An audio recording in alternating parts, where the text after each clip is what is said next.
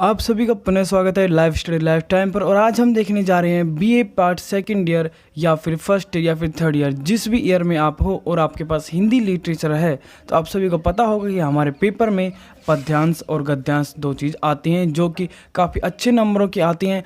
तो जिन विद्यार्थी पद्यांश या गद्यांश का हिंदी अर्थ नहीं कर पाते हैं उन विद्यार्थियों के लिए मैं लेकर आया हूँ एक ऐसा फॉर्मेट, जिस फॉर्मेट को अगर आप पेपर में अप्लाई करते हैं, उत्तर पुस्तिका में करके आते हैं तो आपको पासिंग मार्क्स 100% मिल जाएंगे। ये वीडियो उन विद्यार्थियों के लिए ख़ास तौर पर है जो विद्यार्थी पास होना चाहते हैं। कुछ ना करके आने से अच्छा है कुछ करके आना, या फिर इसे हम साधारण तौर पर यह भी कह सकते हैं ये आपको हिंदी लिटरेचर में पास कराने का एक फॉर्मेट है, एक ट्रिक है।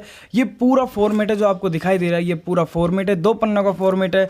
इसके अंदर कुछ भी आपको नहीं करना है, सिर्फ आपको पद्यांश के अंदर कुछ लाइनों को उठाना है और इसके अंदर अप्लाई कर देना, यानी कॉपी और पेस्ट करना है। ये फॉर्मेट क्या है पूरी तरह से मैं आपको समझाऊंगा, बताऊंगा भी किस तरह करके आना है। उससे पहले शुरू करने से पहले अगर आप नए हैं तो चैनल को सब्सक्राइब कर ले, वीडियो को शेयर करें और लाइक करें, क्योंकि मैं बीए से रिलेटेड वीडियो बनाता रहता हूँ।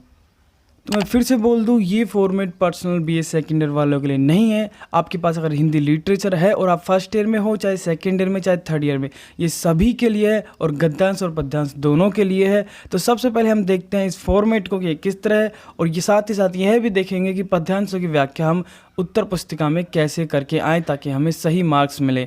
ये पूरा फॉर्मेट है, आप जैसा देख सकते हैं। ये पूरा फॉर्मेट आपको बस पेपर में कॉपी और पेस्ट कर देना है, यहाँ से कॉपी करके और पेपर में पेस्ट कर देना है, आपको पासिंग मार्क्स 100% मिल जाएंगे। ये फॉर्मेट मैंने पहले भी बना रखे, इसके ऊपर वीडियो दोबारा बना रहा हूँ। बहुत अच्छा फॉर्मेट है, आपको पासिंग मार्क्स तो दिला ही देगा। वो बोलते हैं ना कुछ ना करके आना अच्छा है कि कुछ करके आएँ। तो चलिए शुरू करते हैं। देखिए सबसे पहले आपका जो पेपर होगा उसमें कुछ इस प्रकार से पद्यांश आ जाएंगे, ठीक है। तो देखिए सबसे पहले हम जानते हैं कि पद्यांशों की व्याख्या कैसे करते हैं, यानी नियम अनुसार व्याख्या कैसे करते हैं। देखिए सबसे पहले लिखा आता है संदर्भ। सबसे पहले संदर्भ आता है। जबकि आपकी जो सीरीज होती है ना उनमें संदर्भ नहीं दे रखा, उनमें डायरेक्ट प्रसंग और व्याख्या दे रखी है, लेकिन यह तरीका गलत है। सही नियम अनुसार सबसे पहले संदर्भ लिखा आता है। कुछ इस प्रकार से संदर्भ काफ़ी जगह पर आपने देखा होगा सीरीज में प्रसंग और संदर्भ एक साथ लिखते हैं। और जो हाँ ये सीरीज होती हैं, आप किसी भी यूनिवर्सिटी में हो, सीरीजों में ज़्यादातर प्रसंग और संदर्भ एक साथ लिखते हैं, लेकिन हमें उत्तर पुस्तिका में एग्जाम टाइम में संदर्भ और प्रसंग एक साथ नहीं करने हैं, दोनों अलग अलग करने हैं। सबसे पहले बात करते हैं संदर्भ की कि संदर्भ में क्या लिखते हैं। देखिए संदर्भ में हम यह लिखते हैं कि जो हमारा पद्यांश आया है वो कहाँ से उद्धृत है या फिर कहाँ से लिया गया है। जिस प्रकार से ये लक्ष्मण और राम परशुराम संवाद है जो कि रामचंद्रिका में वर्णित राम परशुराम संवाद से उत्तरित है। जैसा कि यहाँ पे आपको दिख रहा होगा कि सीरीज में लिख रखा है कि प्रस्तुत अवतरण केशव दास द्वारा रचित, यानी किस कवि द्वारा रचित रामचंद्रिका और कहाँ से लिया गया है। रामचंद्रिका में वर्णित राम परशुराम संवाद से अवतरित है या फिर लिया गया है। तो ये चीज़ आती है संदर्भ के अंदर कि यह किस कवि द्वारा रचित है और यह किस कविता से लिया गया पद्यांश है। ये चीज़ आएगी संदर्भ में, याद रखिएगा। फिर से बता दूँ संदर्भ में क्या आएगा, कवि का नाम आएगा और यह पद्यांश कहाँ से लिया गया है उस कविता का नाम आएगा या फिर उस पाठ्यक्रम का नाम आएगा। अब बात करते हैं प्रसंग में क्या आएगा। तो देखिए प्रसंग में यह आता है कि जो पद्यांश है उसके अंदर कवि क्या कहना चाहता है या फिर उसका सार, जिस प्रकार से यहाँ पे लिख रखा है आगे, क्योंकि यहाँ पे इन्होंने संदर्भ और प्रसंग एक कर रखे हैं, लेकिन हमें उत्तर पुस्तिका में एग्जाम में संदर्भ और प्रसंग अलग अलग करना है। प्रसंग में क्या आएगा कि ये पद्यांश किसके बारे में है, जैसे कि राम और परशुराम के संवाद के बारे में है। जैसे कि यहाँ पे लिख रखा है, शिव धनुष के टूट जाने पर राम परशुराम अत्यधिक क्रोधित हो उठते हैं, महाकेशव दास ने बताया है। यानी यहाँ पे किस पद्यांश में जो भी चीज़ है उसके बारे में प्रसंग में लिखा आता है कि प्रसंग किस पद्यांश किस सब्जेक्ट के है, प्रसंग किस बारे में, जैसे कि सरस्वती माता की वंदना के बारे में है, राम परशुराम के बारे में, राधा कृष्ण प्रेम के बारे में, जिसके भी बारे में पद्यांश होता है वो चीज़ प्रसंग में लिखी जाती है। तो ये देखा हमने प्रसंग। और फिर थर्ड पे आती है व्याख्या।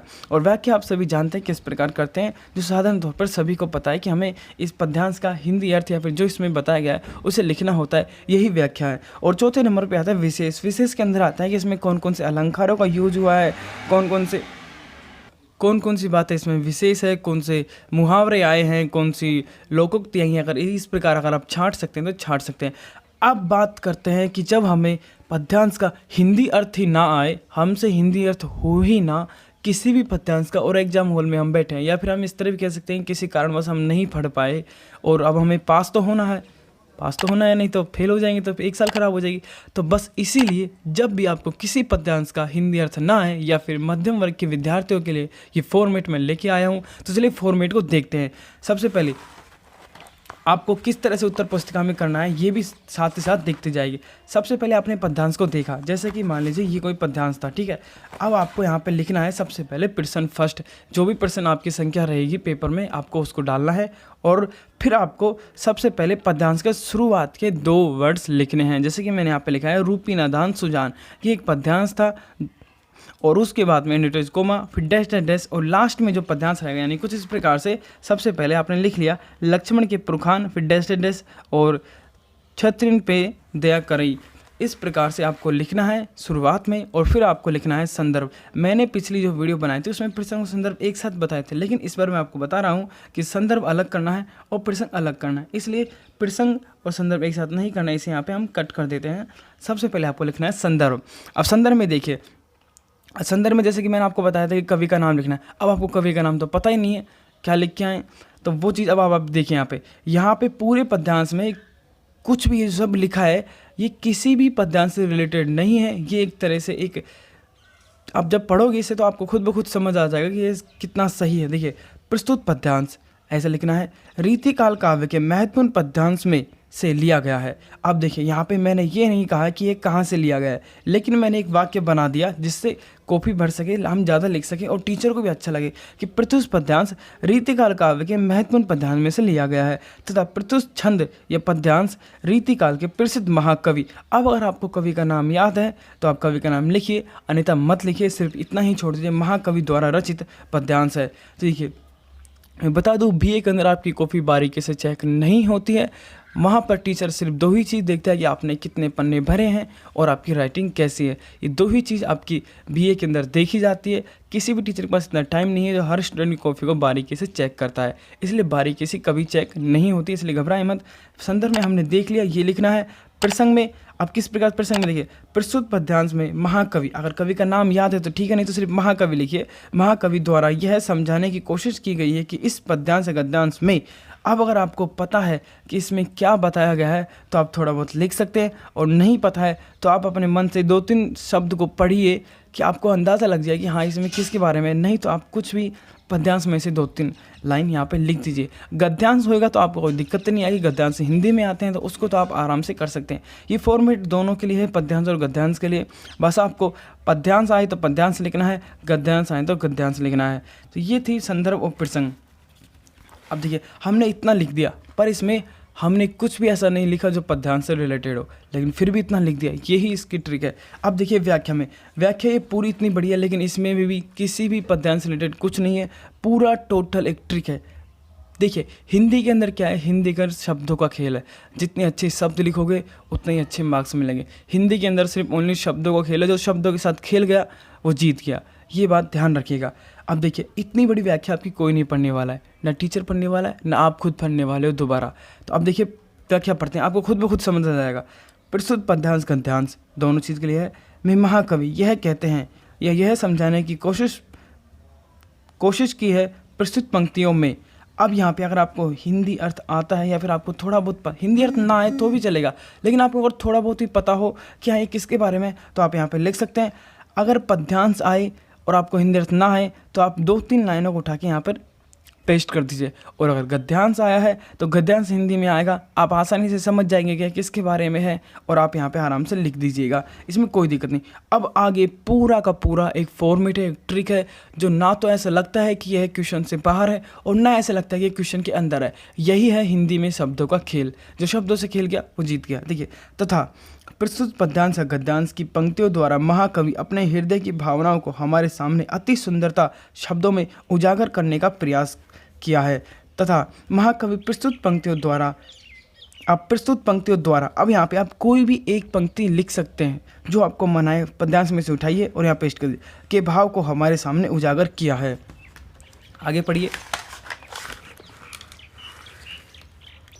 तथा बड़े सुंदर शब्दों में मात्र निम्न कुछ पंक्तियों द्वारा अति महत्वपूर्ण ज्ञानदेही बातों को हमारे सामने प्रस्तुत किया है तथा निम्न पंक्तियों का भाव या अर्थ कवि के हृदय से उभर कर प्रस्तुत पद या गद्य को पाठक करने वाले व्यक्ति के हृदय में सरलता पूर्वक चला जाता है तथा निम्न पंक्तियों द्वारा कवि फिर से कोई भी 2 पंक्तियों को यहाँ पे उठाएं जिस प्रकार मैंने लिख रखा है जिसके बारे में लिखा है, यानी कोई भी पंक्ति के बारे में लिखे।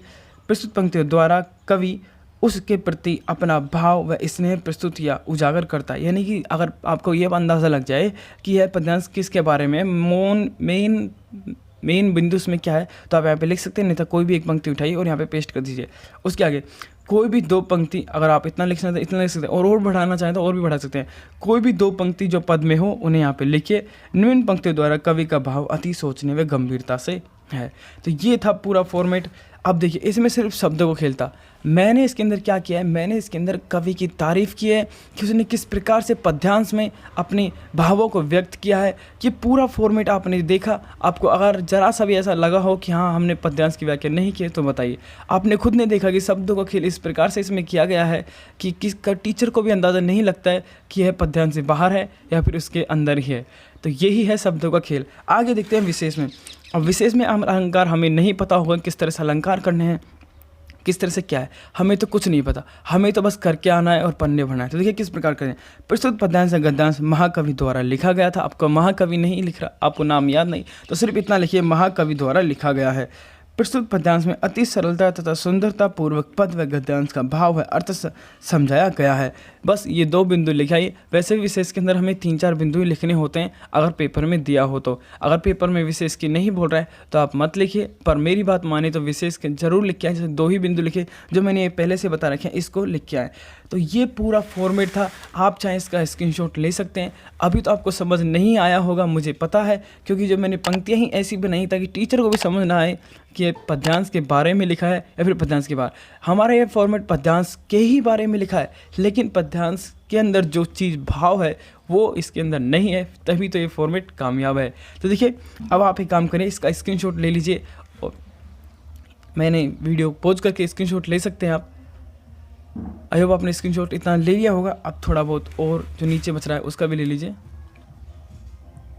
आई होप आपने स्क्रीनशॉट ले लिया होगा। अब ये भी ले लीजिए।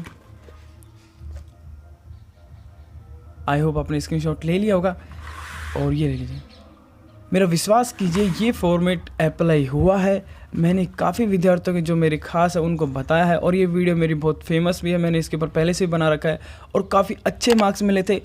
100 में से 75 मार्क्स एक विद्यार्थी ने मेरे इसी फॉर्मेट से लेके आया था। 100 में से 75 मार्क्स इस फॉर्मेट के द्वारा। हाँ वो पढ़ा था लेकिन वो इतना नहीं पढ़ा था और ना तो उसे बड़े क्वेश्चन याद थे।